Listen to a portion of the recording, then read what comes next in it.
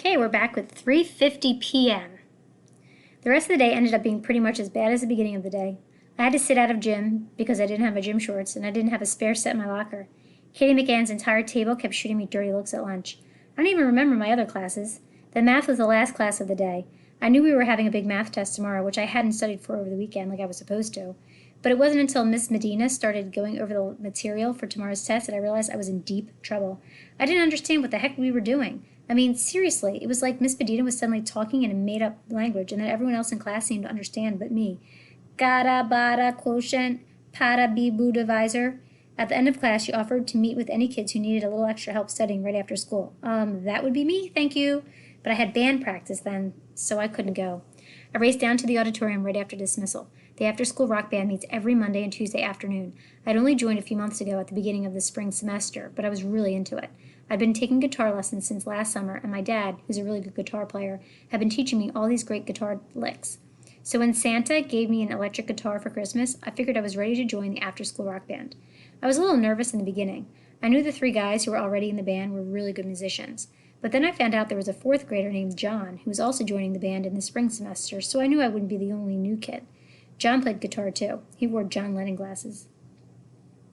The other three guys in the band were Inio, who plays the drums and is considered to be this prodigy drummer, Harry on lead guitar, and Elijah on bass guitar. Elijah is also the lead singer, and he's kind of the leader of the band. The three of them are all in the 6th grade. They've been in the after-school rock band since they were in the 4th grade, so they are a pretty tight group. I can't say they were thrilled when John and I first joined the band. Not that they weren't nice, but they weren't nice. They didn't treat us like we were equal members of the band. It was pretty obvious that they didn't think we played as well as they did, and to be truthful, we really didn't. But still, we were trying really hard to get better. So, Mr. B, Elijah said after we had all jammed on our own a bit, we're thinking we want to play Seven Nation Army for the spring concert on Wednesday. Mr. Bowles was the after-school rock band advisor. He had gray hair that he kept in a ponytail, and had been a member of a famous rock folk band in the 80s that my dad, for one, had never heard of. But Mr. Bowles was super nice, and he was always trying to get the other guys to include me and John. This, of course, just got the other guys even more annoyed at us, and it also made them really dislike Mr. Bowles. They made fun of the way he sometimes talked with his eyes closed. They made fun of his ponytail and his taste in music. Seven Nation Army? He answered, like he was impressed by the song choice. That's an awesome song, Elijah. Is that by Europe, too? John asked, since we'd all agreed a few weeks ago, after much arguing, to play The Final Countdown by Europe at the spring concert. Elijah snickered and made a face. Dude, he answered, not looking at John or me. It's the White Stripes. Elijah had long blonde hair that he was really good at talking through. Never heard of them, John said cheerfully, which I wish he hadn't. Truth is, I hadn't heard of them either, but I knew enough to pretend I knew them, at least until I could download the song tonight. John wasn't so great at the social stuff that goes on inside a rock band. Lots of group dynamic stuff to sort out. You have to kind of just nod and go along if you want to fit in. Then again, John wasn't very good at fitting in that way. Elijah laughed and turned around to tune his guitar. John looked at me over his little round glasses and made an "is it me or are they crazy?" face. I shrugged in response. John and I had become our own little group inside this rock band. We hung out together during breaks and made jokes, especially since the other three guys hung out together and made their own jokes.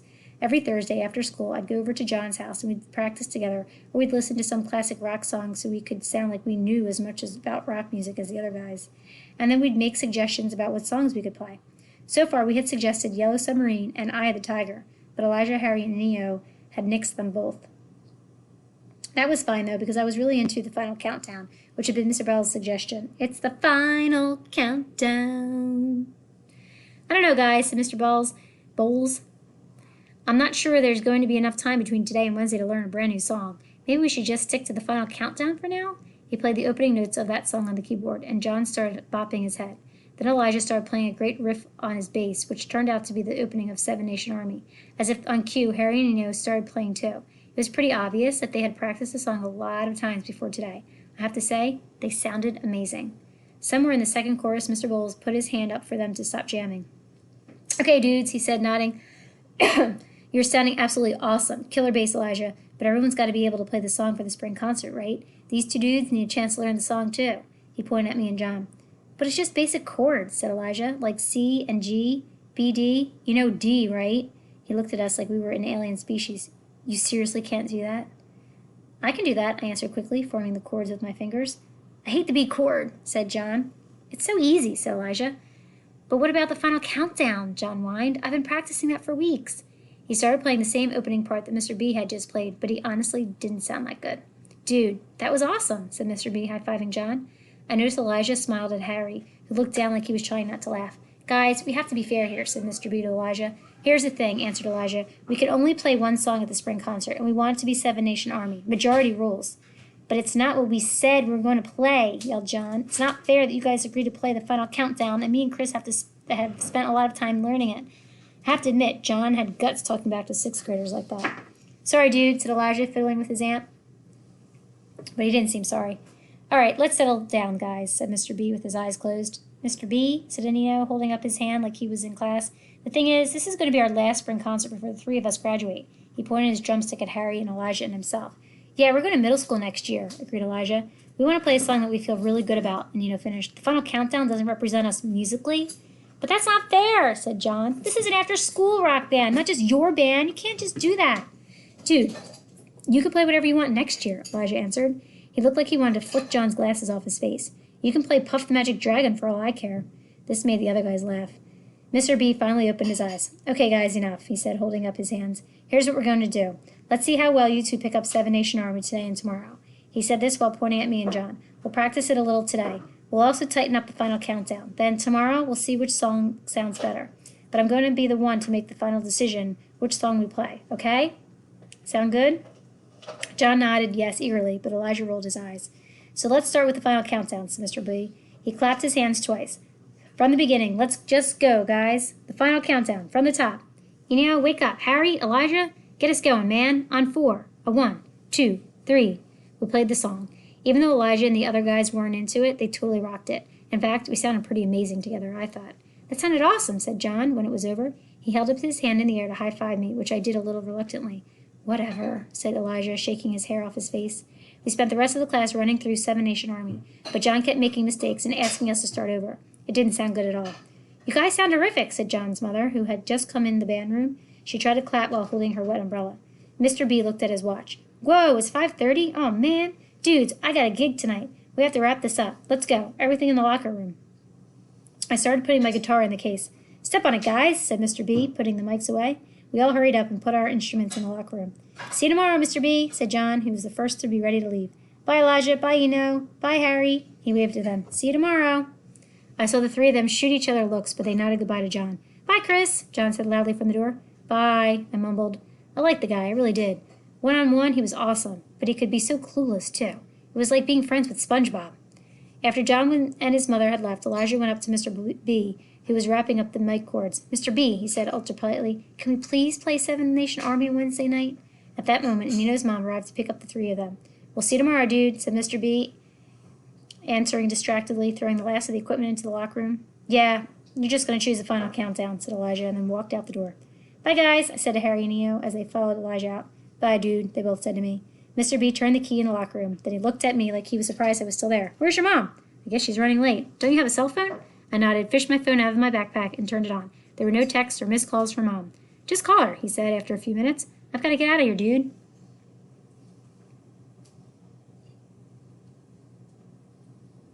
All right, we'll see if we can do one more before our time is up. 5:48 p.m. Just as I was about to call, my dad knocked on the band room door. I was totally surprised. He's never picked me up from school on a Monday before. Dad, I said. He smiled and walked in. Sorry I'm late, he said, shaking out his umbrella. This is Mr. Bowles, I said to him. Nice to meet you, said Mr. B quickly, but he'd already started out the door. Sorry, I can't stay and chat. You've got a nice kid there. Then he left. Don't forget to lock the door behind you, Chris, he yelled out a second later from down the hallway. I will, I said, loud enough for him to hear me. I turned to Dad. What are you doing here? Mom asked me to come get you, he answered, picking up my backpack. Let me guess, I said sarcastically, putting on my jacket. She went to Augie's house today, right? Dad looked surprised. No, he said. Everything is fine, Chris. Pull your hood up. It's raining. Hard. We started walking out the door. Then where is she? Why didn't she bring me my stuff? I said angrily. He put his hand on my shoulder as we kept walking. I don't want to worry you at all, but Mom got in a little car accident today. I stopped walking. What?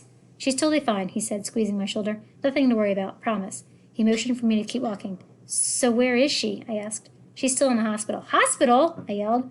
Once again, I stopped walking. Chris, she's fine, I promise, he answered, pulling me by the elbow. She broke her leg, though. She has a huge cast. Seriously? Yes. He held the exit door open for me while opening his umbrella. Pull your hood up, Chris. I pulled my hood over my head as we hurried across the parking lot. It was really pouring. Was she hit by a car? No, she was driving, he answered. Apparently the rain caused some flooding on the parkway, and a construction truck hit a ditch, and Mom swerved to avoid hitting it, but then got sideswiped by the car in the left lane. The woman in the other car was fine, too. Mom's fine. Her leg will be fine. Everyone is fine. He stopped at a red hatchback I had never seen before. Is this new? I said, confused. It's a rental, he answered quickly. Mom's car got totaled. Come on, get in. I got into the back seat. By now my sneakers were soaking wet. Where's your car? I went to the hospital straight from the train station, he answered. We should sue whoever was driving that construction truck, I said, putting my seatbelt on. It was a freak accident, he muttered. He started driving out of the parking lot. When did it happen? I asked. This morning. What time this morning? I don't know, about 9? I just got into work when they called me from the hospital. Wait, did the person who called you know that you and Mom are getting a divorce? He looked at me in the rearview mirror. Chris, he said, your mom and I will always be there for one another. You know that. Right, I said, shrugging. I looked out the window. It was that time of day when the sun's gone down, but the streetlights haven't come on yet. The streets were black and shiny because of the rain. You could see the reflections of all the red and white lights of the cars in the puddles along the highway. I pictured Mom driving in the rain this morning. Did it happen right after she dropped me off, or when she was driving back to school with my stuff? Why did you think she was on her way to Augie's house? Dad asked. I don't know, I answered, still looking out the window. Because Daisy died. I thought maybe... Daisy died? He said. Oh no, I didn't know that. When did that happen? They put her to sleep last night. Had she been sick? Dad, I don't know any details. Okay, don't bite my head off. It's just... I wish you had told me about the accident earlier in the day. Someone should have told me. Dad looked at me in the rearview mirror again. There was no need to alarm you, Chris. Everything was under control. There was nothing you could have done anyway. I was waiting for Mom to come back with my stuff all morning, I said, crossing my arms. It was a crazy day for all of us, Chris, he answered. I spent the day dealing with accident reports and insurance forms, rental cars, going back and forth to the hospital. I could have gone to the hospital with you, I said. Well, you're in luck, he said, drumming the steering wheel, because that's where we're going right now. Wait, we're going to the hospital? I said. Mom just got discharged, so we're picking her up. He looked at me in the mirror again, but I looked away. Isn't that great? Yeah. We drove quietly for a few seconds. The rain was coming down in sheets. Dad made the windshield wipers go faster. I leaned my head against the window. This day stunk, I said quietly. I blew some hot air on the window and drew a sad face with my finger. You okay, Chris? Yes, I mumbled. I hate hospitals, that's all. All right, we'll stop there and we'll pick up the hospital visit next time.